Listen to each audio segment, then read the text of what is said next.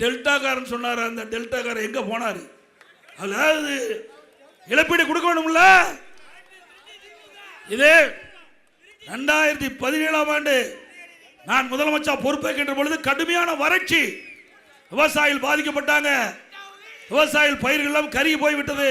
என்னுடைய கவனத்தை கொண்டு வந்த உடனே இந்தியாவிலேயே முதலாக வறட்சிக்கு நிவாரணம் கொடுத்த அரசாங்கம் அதிமுக அரசாங்கம். 2240 கோடி வறட்சிக்கு நிவாரணம் கொடுத்தோம்.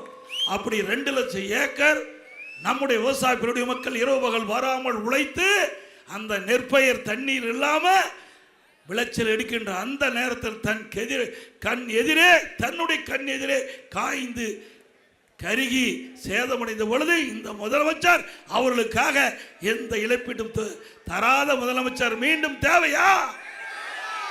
விவசாயிகளை புறக்கணித்த முதலமைச்சர் தேவையா?